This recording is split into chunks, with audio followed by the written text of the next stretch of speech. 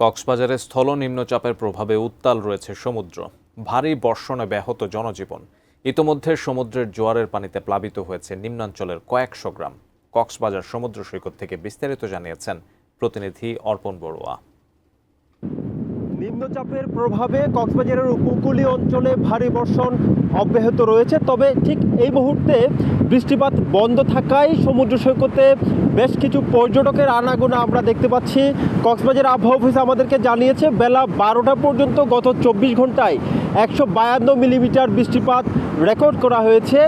এই বছরের এই বৃষ্টিপাতের যে রেকর্ড, সেই রেকর্ডটি হচ্ছে এই বছরের মৌসুমের শুরুতেই সর্বোচ্চ বৃষ্টিপাতের রেকর্ড বলে আবহাওয়া অফিস আমাদেরকে নিশ্চিত করেছেন।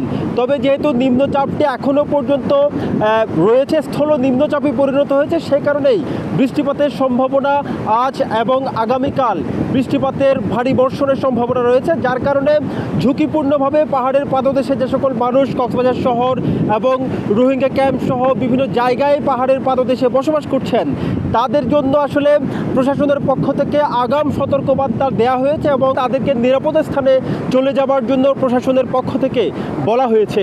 আরেকটি বিষয় জানিয়ে রাখতে চাই, গত কয়েকদিন ধরে যেহেতু টানা বর্ষণ অব্যাহত রয়েছে, সেই কারণে উপকূলীয় উপজেলা বিশেষ করে কুতুবদিয়া এবং মহেশখালীতে শতাধিক গ্রাম জোয়ারের পানিতে, সমুদ্রের জোয়ারের পানিতে প্লাবিত হয়েছে বলে আমরা জানতে পেরেছি, যেখানে আসলে মানবিক সংকট দেখা দিয়েছে, জনজীবন বিপর্যস্ত হয়েছে। উপকূলীয় অঞ্চলের সাধারণ মানুষের ঘরবাড়ি সমুদ্রের পানিতে তলিয়ে যাবার কারণে।